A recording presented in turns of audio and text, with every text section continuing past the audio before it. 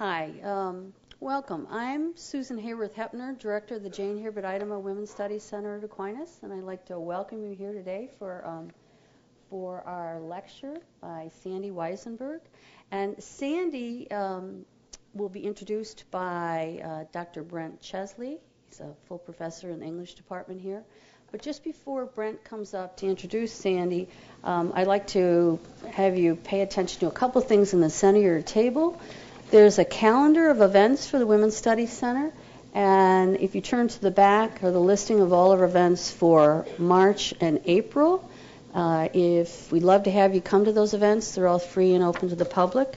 There's also a brochure on the table that tells you a little bit more about our Women's Studies program and what we do. If you're not on our mailing list, if you just fill out this pink form and leave it in the center of the table, we'll make sure that we send you the information about our upcoming events. And we always really appreciate feedback on our events and lectures. And so if you would just take a few seconds at the end of the event to fill out the feedback form, we'd really appreciate it. And again, just leave it. Don't put your name on it, not necessary, and just leave it in the middle of the table. So anyway, without further ado, Dr. Brent Chesley.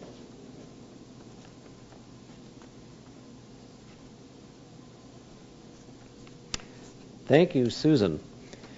Well, buongiorno, good afternoon, persons of quality. Welcome, welcome. Thank you for coming. I'd like to thank, of course, Susan Hayworth-Hepner, both for introducing me, the introducer, and also for making this entire event possible. And, of course, also thank the Jane Hibbard Idema Women's Studies Center for making this event possible. And here we are. We're about to hear from Sandi Wisenberg. She is the co-director of Northwestern University's continuing education MFA program in creative writing. And there are copies of a description of that very program that you could pick up at this table over here when the event is over, if you're interested in that particular program. She is also the author of 3 books. I have 2 to hold up and show, as if I were doing show and tell. Right? One is Holocaust Girls, and the other is The Adventures of Cancer Bitch. In case you didn't notice, this is available for purchase right outside the door on your way out. This is available. And I recommend the book, too. I recommend this. Okay. Sandi Wisenberg, here she is. She has done all of these things. She also has received the Pushcart Prize. She has gotten fellowship from the National Endowment for the Humanities. She has done many other things. But let me tell you what I think her most important credential is, and then I will hand things over to her. This is it. When you read her prose, you want to meet her. You want to find the person who creates her words. She also runs a blog by the name Cancer Bitch. If you've read that, if you've followed any of that, you want to meet her because it is so intriguing to see what it is she has done. So would you please join me in welcoming her? She's going to give a talk entitled, Was That a He or a She, and Why Does It Matter? A reading of creative nonfiction. Please join me in welcoming her.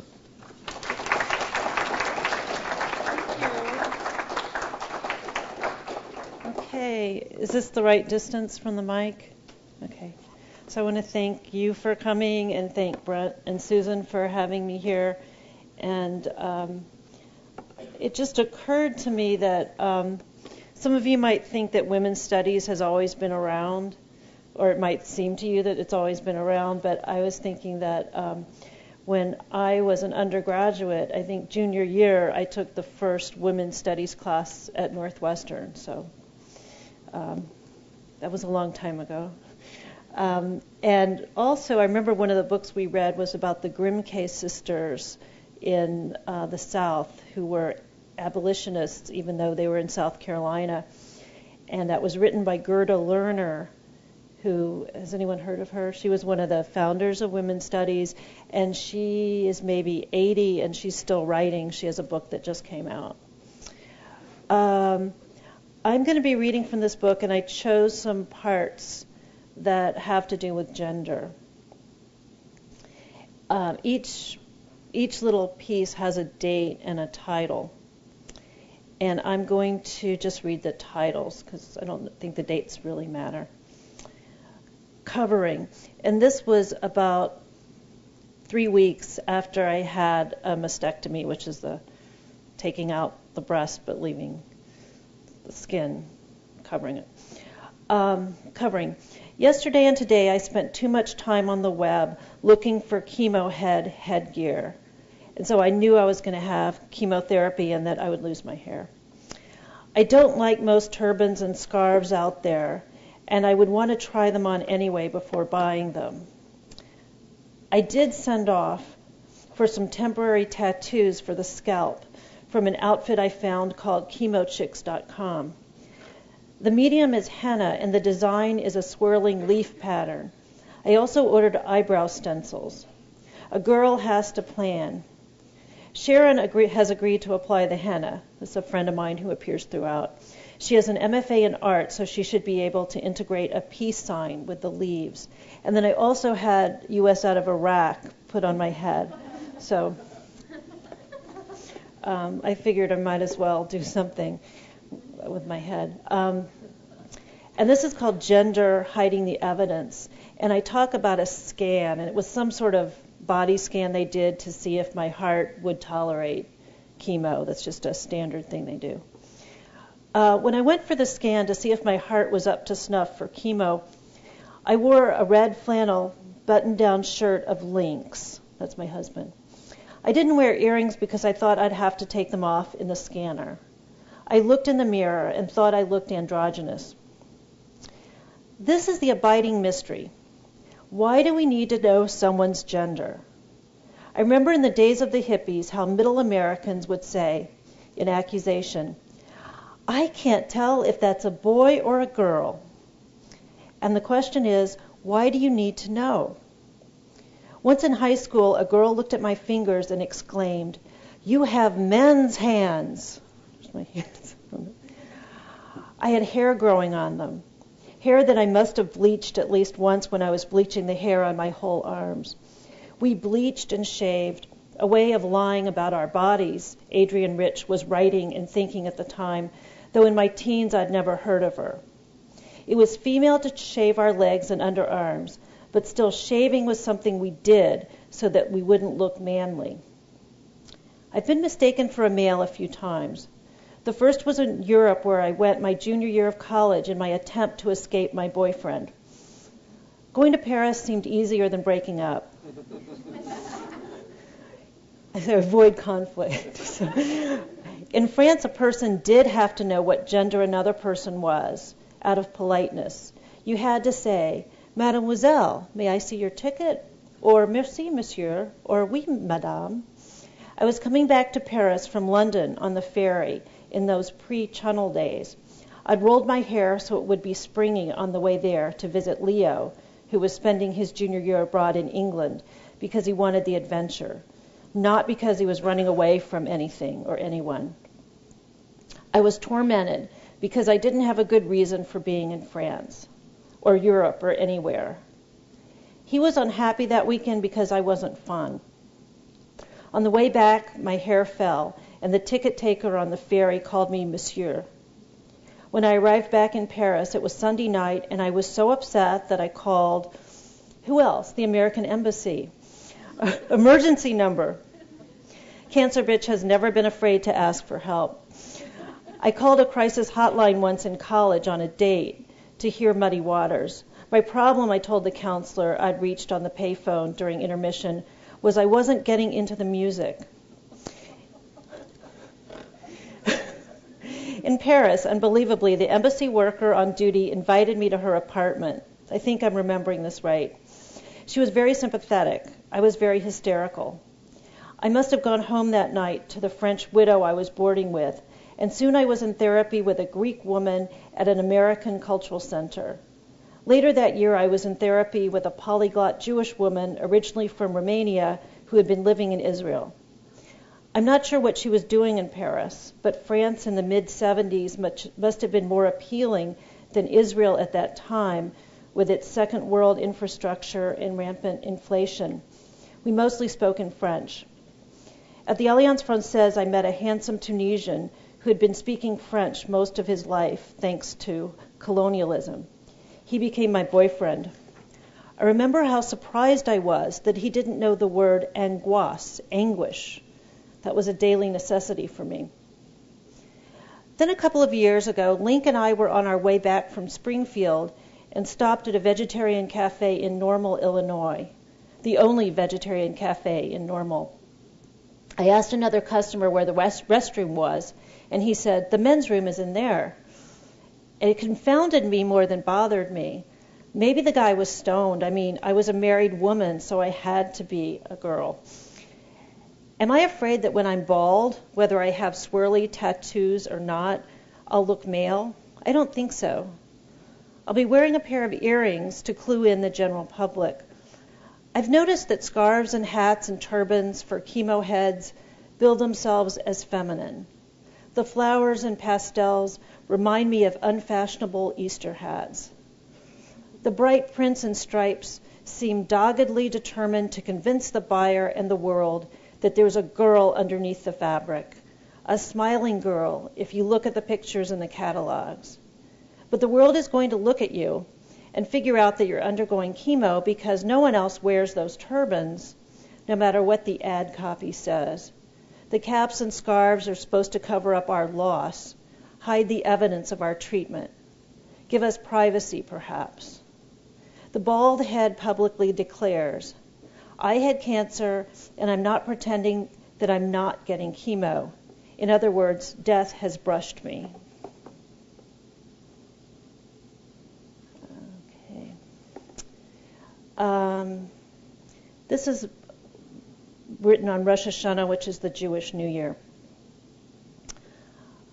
I am reading Seek My Face, a Jewish mystical theology by Arthur Green. He doesn't talk so far about believing in God or not believing in God, but he says that the Hebrew word for God is a verb, and that that verb is what's behind growth everywhere, and that we are all part of everything and each other, a notion that we would call Zen or physics.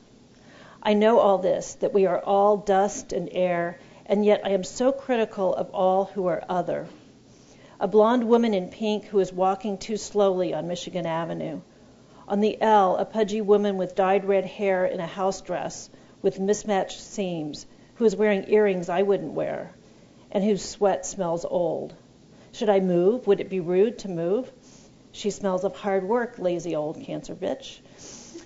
I'm equally judgmental about women who wear stiletto heels because they show bad sense, retro politics, and misplaced vanity. Unless they are reading books that I think show evidence of a live intellect. A therapist once suggested that I look at people as works of art. I've taken figure drawing and I should be able to do this, but I am critical of just about everything. Most of the thought that is underneath my thought has to do with comparing. I'm trying to figure out if this person, in Paisley for instance, is as fat as I am or fatter. This is what girls are trained to do. Our comparing partly comes from our never being able to know exactly what we look like from the outside. Another part has to do with patriarchy. The other part has to do with keeping ourselves to ourselves. Yes, we are made of sand and ash and like everybody else is, but what if we really believed deep down to the bottom of our DNA that we were just made up of molecules and atoms and subatomic particles, just as everything and everyone else is, like this keyboard and the sidewalk and the person in Paisley? Would we then lose our outline? Would we merge with the rest of the world? Would our skin fly off and all our thoughts breeze away into the clouds? Perhaps.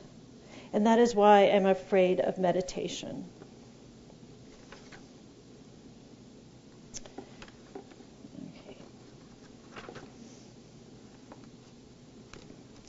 I don't know if any of you have ever seen the Nancy comic strip. It's still around, but she has this friend named Sluggo, and he has a buzz cut. So you just see these little hairs on his head.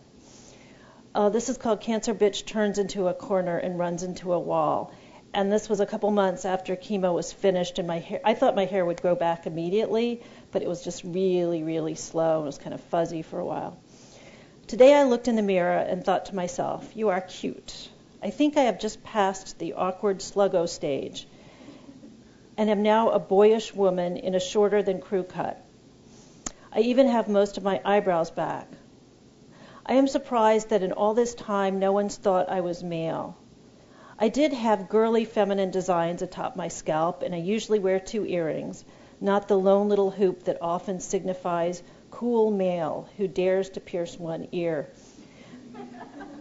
But approached from the left, I am flat-chested. Then again, I do have a female voice. Last month, the young person I met at synagogue asked me if anyone thought I was gay because of my short, non-existent hair. I told this young person that only at the Whole Foods I might have been eyed a few times by women, but that's probably because it's attached to a new LGBT community center. When I was talking to this young person, I was dying to know this person's gender. I, who was all prepared to have people ask me whether I was male or female, and to respond tartly, why does it matter? Yes, I wanted to know whether this short, slight person with about 1/8 inch long hair under a cap, body swallowed by a baggy, long-sleeve white shirt tucked into loose pants, was male or female. Why? Why is it so disconcerting not to know? Why couldn't I just have a conversation with a person? Years ago, my friend Robin and his then wife returned from his 7-month fellowship in Provincetown. I remember the erstwhile wife saying she'd been taken aback by all the gay men in P-Town. This is what she said bothered her. She was used to speaking to men in a certain way, flirtily, I guess, and being noticed by men in a certain way, and these men, in stores for example, were responding differently, or maybe she said not responding. This surprised me. I figured I didn't expect as much as she did from men in casual encounters, but I'm not very flirty. Sometimes, though, I feel my eyes widen when I'm speaking to a man who's in possession of stereotypical male expertise, mostly having to do with appliances and automobiles. I guess I sink into the, oh, what do I know, housewifey mode. I am stereotypically female when it comes to home repairs and hardware, and I'm not proud of this dumbness, but I come by it honestly. My mother didn't change ceiling light bulbs, and as for my father, changing light bulbs was the extent of his household expertise, that and killing cockroaches. Link changes the difficult high light bulbs because when I use the extender thing, I break the bulbs. I kill silverfish and roaches myself. I let spiders out. The other day at the dentist's, I noticed a spider, and he caught it in a cup, and I let it out on a planter on Michigan Avenue. But I'm moving away from the uncomfortable subject of the young person of uncertain gender. Later in the conversation, I found that the person was transgender, born a girl identifying as male, and only 18. Okay, that explained everything. I was no longer uneasy. I solved the mystery. But there's still the mystery of why I was uneasy in the first place, why I needed the answer to the question, what are you?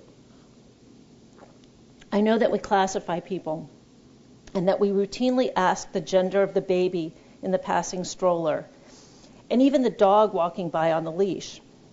And I know that I want to ask, where are you from, each time I hear an accent. But why? Because we have certain ideas about what constitutes male and female characteristics, and what it means if the person speaking to us is from Poland or Germany. And I know I bring certain assumptions if I know my interlocutor is Jewish.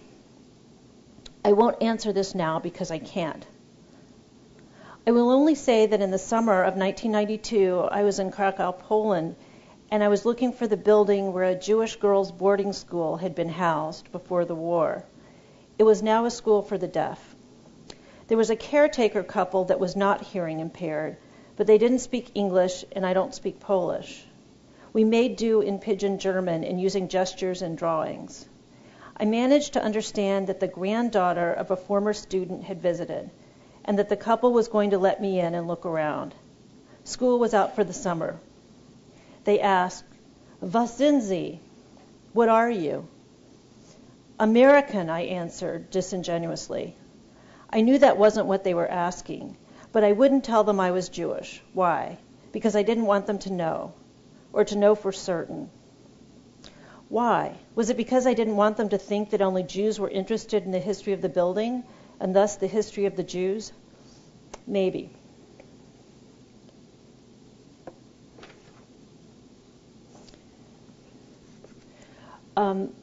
In my blog, I didn't name institutions. I talked about Fancy Hospital, where I had my surgery, and I talked about Plain Hospital, where I went for a second opinion, and I talked about teaching at Smart University, or actually I called it something else, but in the book it's Smart University. And then I I have this other place I teach called the Brain Trust. So this is called Buzz Cut. Tonight I received a teaching award from Smart U. First there was a reception, during which I had my second very hot flash of the day, while standing near some hot hors d'oeuvres. Luckily I was wearing hot flash defensive wear. Silk scarf tied around my hairline to catch some of the sweat. As I was standing around, I saw a woman come into the room with my exact hairdo. I assumed she was a Sister Chemo head, and I felt immediate affinity. Even her salt to pepper ratio was the same. I went up to her and said, "I had to talk to you because your hair's like mine." She said, "Is your haircut intentional?" And I said, "No." I asked her, and she said, "Yes." And I immediately felt stupid. I felt that I had insulted her. No one would have hair like ours unless she couldn't help it. I didn't get a chance to finish talking to her to say, "It looks good on you. I don't think it looks good on me." Students nominate faculty for the award, and then the deans look up your teaching evaluations and discuss you and decide who gets honored. I was pleased to get the award, even as I suspected it was a sympathy vote. I have been teaching college for 21 years, and still I get insecure, and of course I still make mistakes. After the ceremony, I went to teach a class at Brain Trust University, and we went off on a tangent about which ethnic groups worry a lot, and a student got lost in the muddle. I was leading the way on the tangent, in a distinguished manner, of course.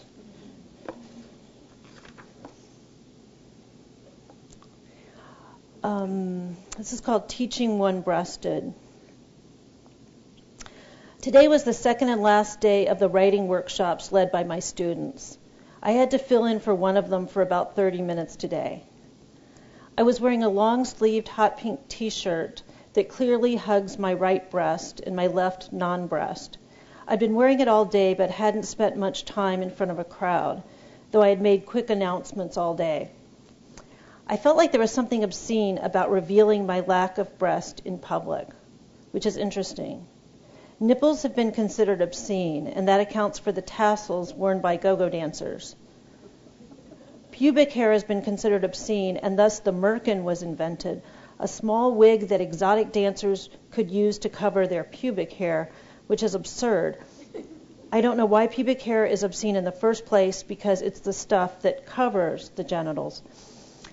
I felt like I was flaunting my one-breastedness, while at the same time I felt defiant. Hey world, this is what breast cancer looks like. If 1 in 7 or 8 women will have breast cancer at some point in their lives, and if some of these women, I don't know what percent, will have a breast cut out, slashed and scooped, amputated, what have you, then it seems that one-breasted women would therefore be fixtures in our grocery stores, offices, restaurants, classrooms, and so on. Of course, they are all around us, but they're wearing prostheses, or they've had reconstruction and have been restored to double-breastedness. I don't know what percent opts for reconstruction. I don't even know if I'm going to opt for reconstruction. It seems like I've always had one breast. You might say that the women who are padding one cup of their bras are opting for privacy. Or you could say they're being dishonest by covering up the results of surgery. You could also say that their breasts are a lot bigger than mine, and you'd be right. How defiant would I be if I had a flatness on one side and on the other side had a breast the size of a child's head?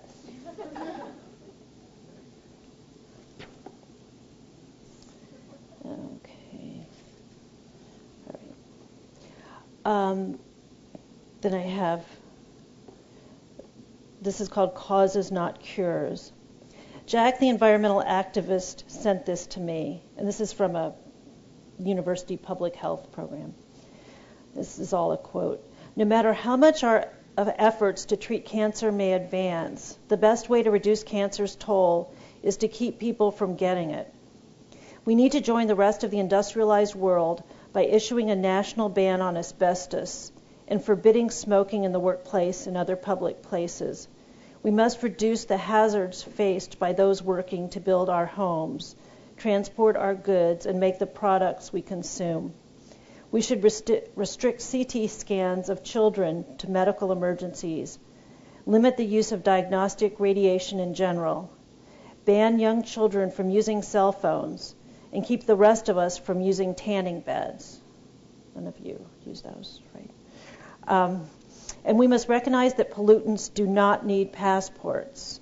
Controlling cancer, like controlling global warming, can take place only on an international scale.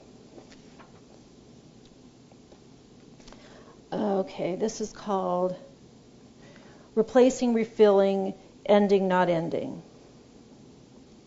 The New York Times reported Thursday on problems with breast implants. First of all, they don't last and have to be replaced. Second of all, they can leak and spill and scar.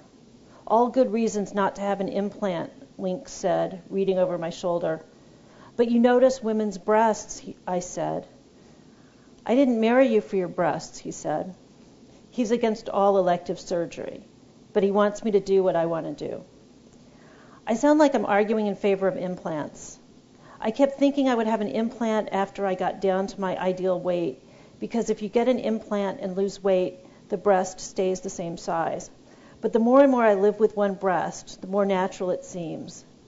And the more I hear about how you always feel the implant floating inside you, the less inclined I am to get the surgery.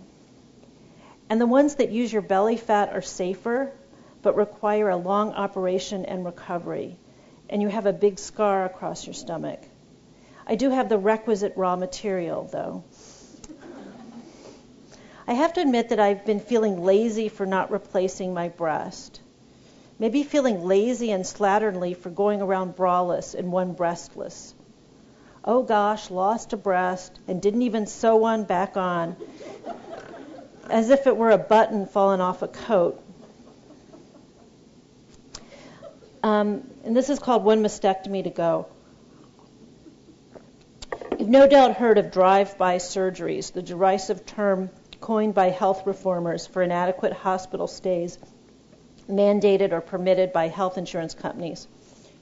I thought of fast mastectomies as I read a profile of photographer Lee Miller, her dates are 1907 to 1977, in the January 21st New Yorker. In Paris, she took jobs that her mentor and lover Man Ray passed down to her. One of those assignments was to take pictures of operations at the Sorbonne Medical School. The year was 1930. We're told, having watched a mastectomy, she asked the surgeon if she could keep the amputated breast.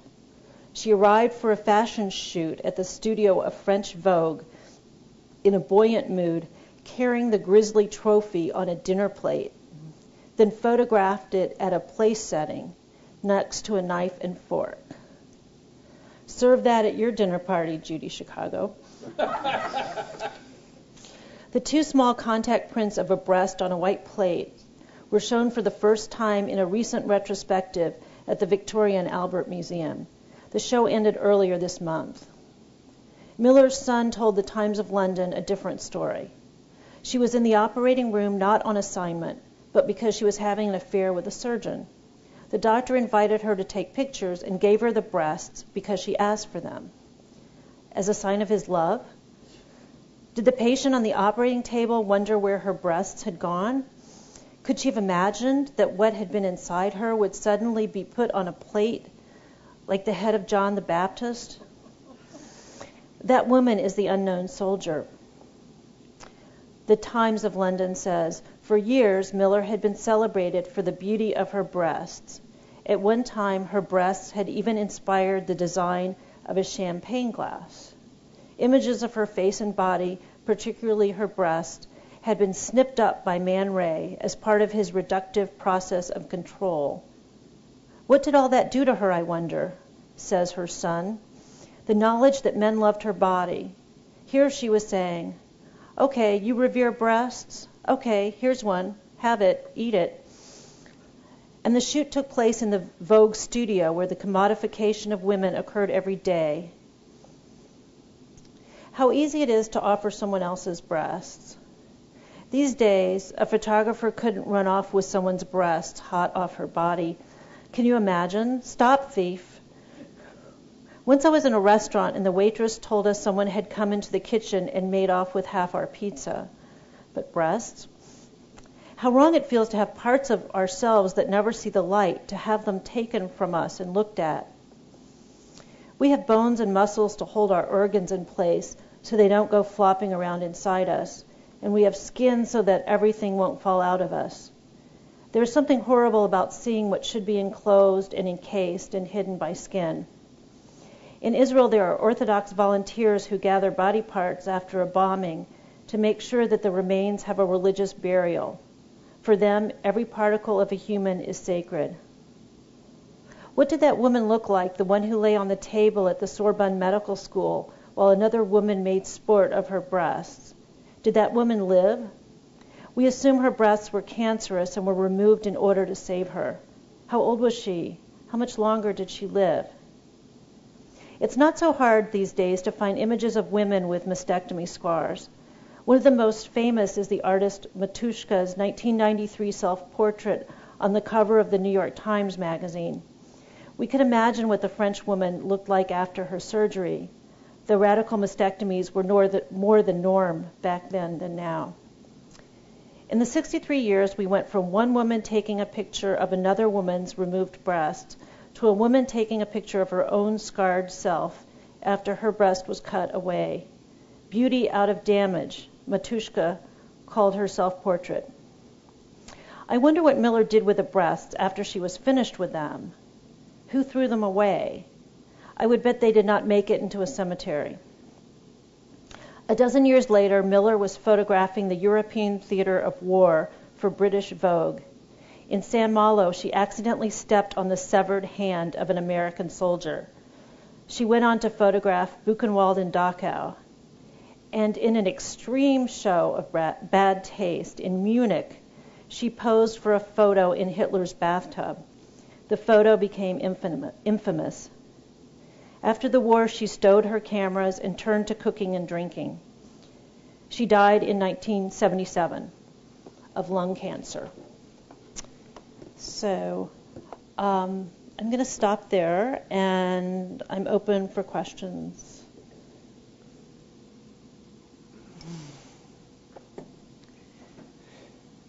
We don't have any plants in the audience, so you have a question? Good. Why is the title Cancer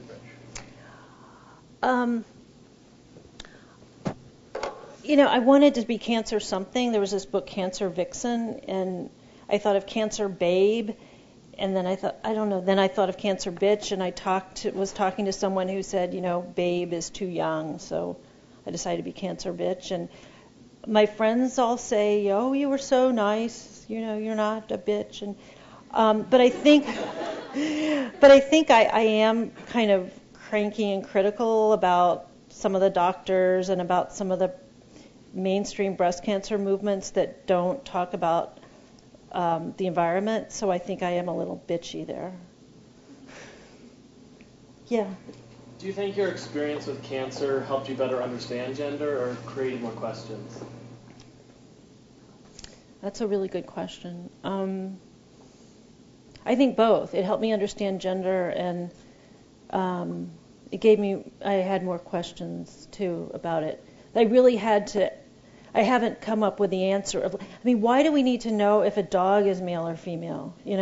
I think it's just so we can say she or he, but I don't know, we're so used to classifying, and you see so many little babies with like a little pink ribbon, so you'll know it's a girl, and I still wonder about why we need to know. And it's interesting, I've stayed in touch with that person I wrote about, the young person, and she or he started taking testosterone, and the next time I saw him, he had a beard, and trying to think if the voice was different. I don't think it was. So I guess I started thinking more about transgendered people, which complicates things even more. Yeah. Is that gender isn't about someone's body, but more about who they are? I think so. I think that's what transgendered people tell us. That I forgot what you call it. There's a name for feeling that you're not in your right, that your gender and your body don't match. And there's an interesting book by Hilda Raz, who's a poet, and her daughter became a son, and they wrote the book together. And I haven't read it, but I want to read it. Yeah. Were you ever discriminated against when you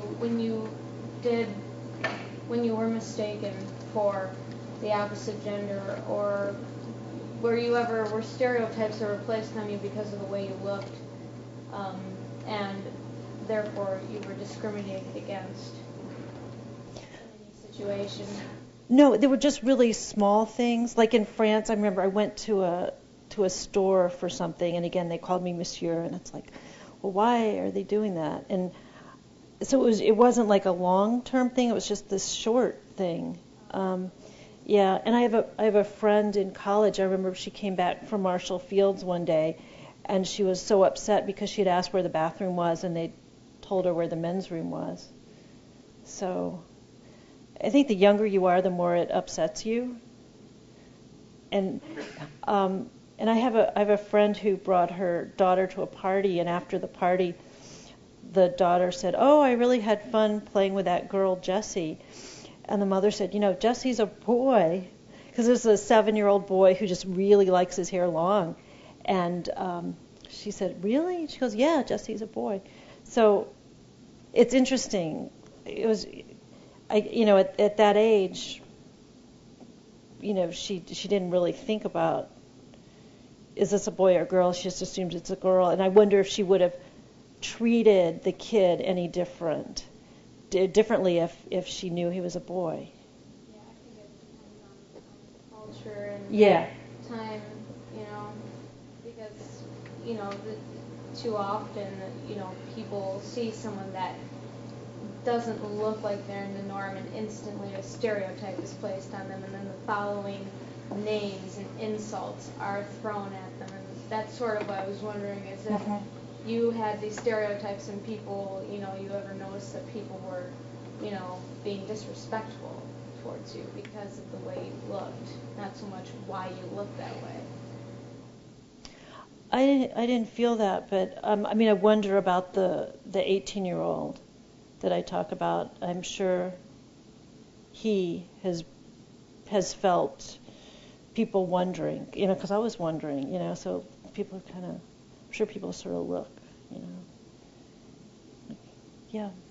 We read an excerpt of yours for our feminist theory class about the pink M&Ms and the baked goods and all of the races and runs. And I guess my question is, what do you think about all of that and the association with pink and I guess like the whole marketing of breast cancer, I guess.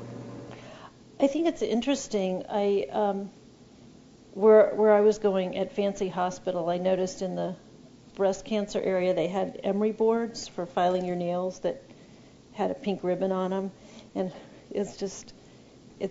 there was a realtor in my neighborhood that had on the for sale signs with her name that should have a pink ribbon, and there's coffee with pink ribbons, and I saw an air freshener made in China with a pink ribbon on it. And first of all, I don't know what it means. I don't know if it means that 10% of the profits go there, or 5%, or 1%, or just that they're against breast cancer. But like nobody's for it.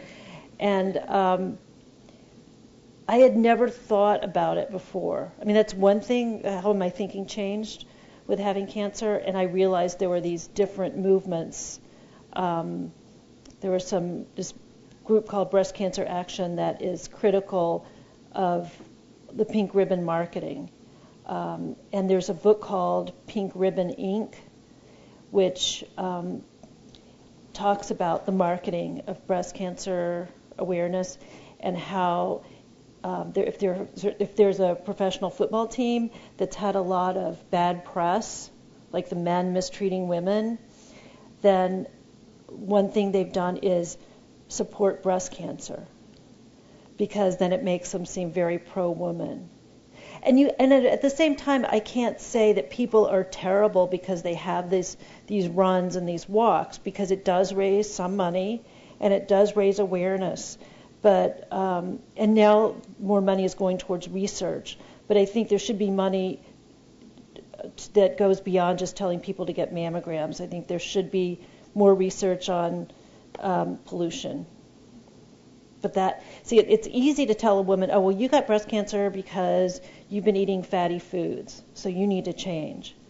But if you say, you got breast cancer, it may have been because of the environment and we have to change the whole world, then that's a difficult thing to do, and you're challenging the whole structure of the world. So. How has your lifestyle changed since you've had breast cancer? I eat more organic food, and I got a Diet Coke today, and I don't do that a lot, but it's probably not good. But I drink green tea and have more supplements, and I exercise. I should exercise more, so I'm trying to. I think organic food is the most thing that I change. I try to eat a lot of vegetables. Yeah. I have two things off of your blog. Uh-huh.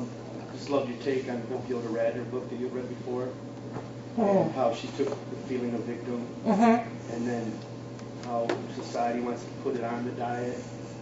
And I just really, your thought on it was outstanding. Oh, thanks. And I think what I appreciated the most was that you had that thought beforehand when you read it 20 years earlier.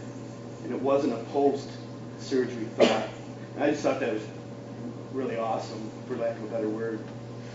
My other thought is, on the blog you talk about being awake but sedated for one of your surgeries, for looking for a polyp, like a uterine. Yeah.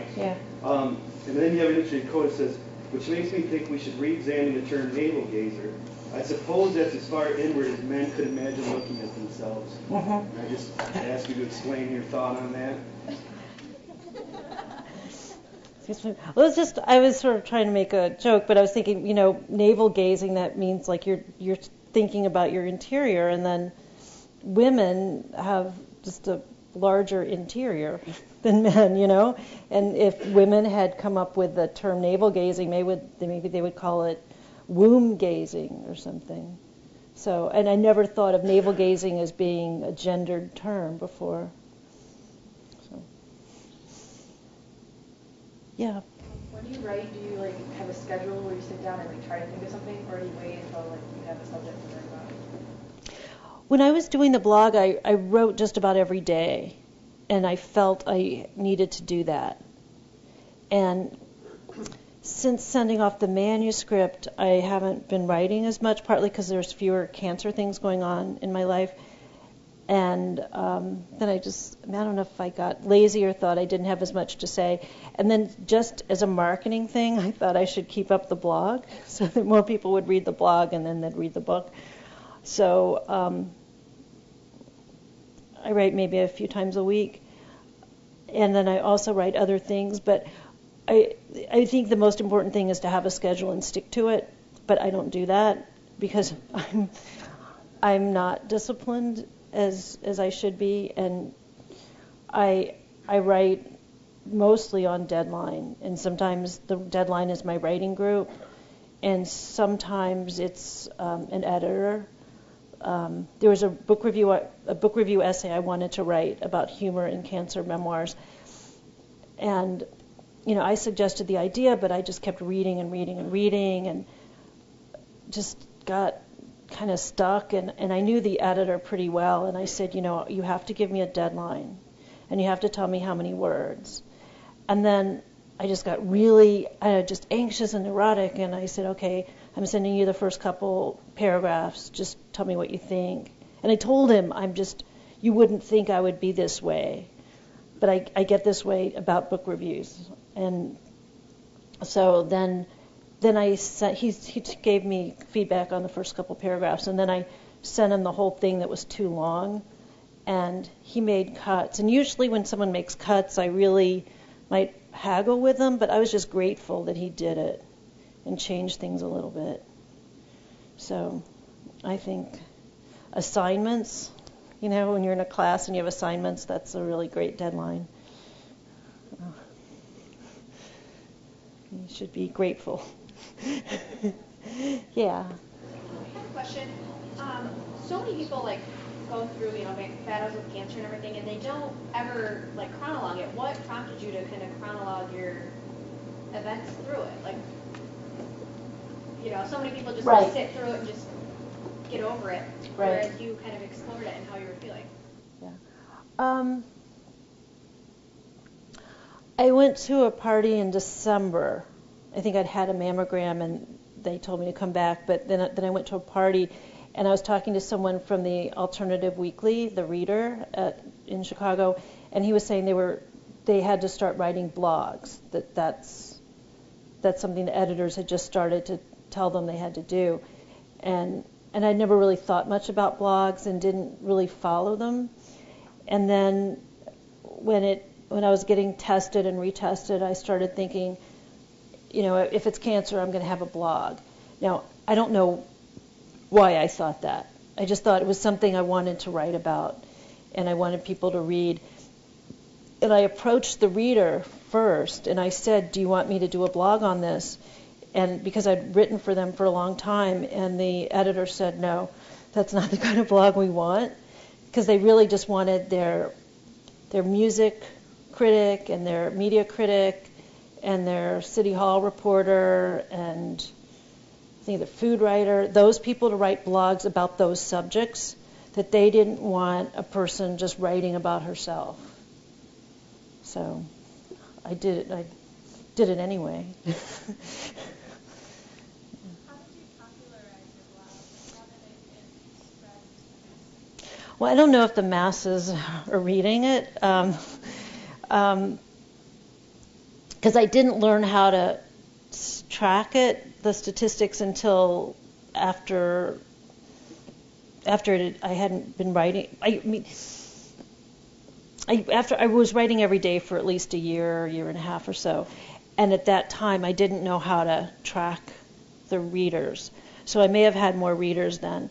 I put keywords in the subtitle, so I put one feminist's view. So I thought if people were looking for feminist in breast cancer, they'd find it. And then I said something like, just like Rosen's rye bread, there was an old commercial for Rosen's rye bread. You don't have to be Jewish to eat Rosen's rye bread. So I wanted to get Jewish in there, so if people were looking for Jewish, they would find it. So I said, just like you don't have to be Jewish to eat Rosen's rye bread, you don't have to have cancer to eat cancer bitch. So and then some people found me from, there was a professor in Vancouver who, she had a double mastectomy, and she just decided to go around totally flat-chested. And she talks about how people would be confused because they'd see this flat chest and then this woman, and they were like, what is that? And she found my blog, and then she would, you put in on the side like blogs you're reading, and so it's sort of a exchange, like they'll list your blog and you list their blog, and then I had done essays in the past on our public radio station, and I contacted them, and eventually they said they wanted me to do excerpts on the radio. So I had a 19-part series, and then I went to like number 19, and then they were like, I think they were just afraid it would go on forever and ever and ever. So the editor said, oh, and this one is in April. That's a really good stopping point. So they had a link to my blog from the radio website. So that was good too. So yeah.